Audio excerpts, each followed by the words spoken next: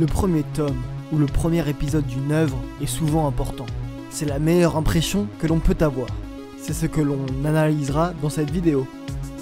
Bonjour et bienvenue sur Manga Adaptation. Fubuki Kitasato est le dernier d'une fratrie de 4 enfants.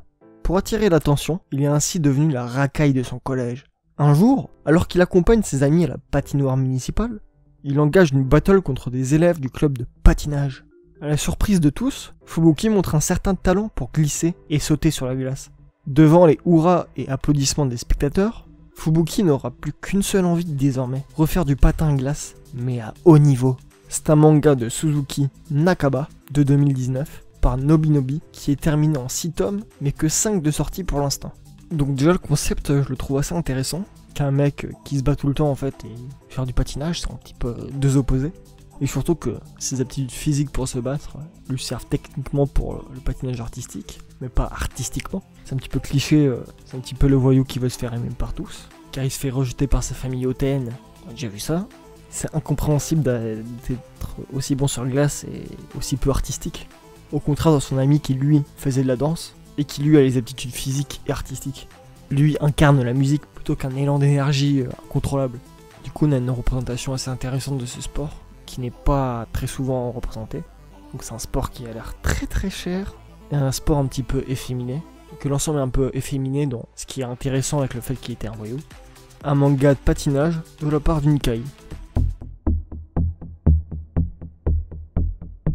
L'histoire se déroule dans un monde où seuls les nobles sont capables d'utiliser le mana.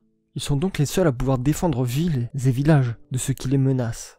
Melida est une jeune fille exceptionnelle, mais dans le mauvais sens du terme. Bien que née noble, elle est incapable d'utiliser le mana.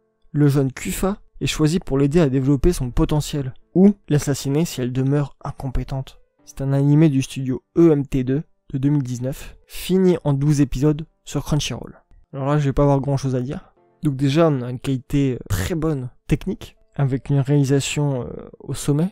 T'as une gestion de la lumière, une gestion des cadres assez recherchée. Et des designs très réalistes qui marchent très bien, on y croit, à cette ambiance victorienne et méditerranéenne. Par contre, on a toujours des histoires de la cour, c'est vraiment clichose comme pas possible. Ah, moi, les trucs comme ça me saoule.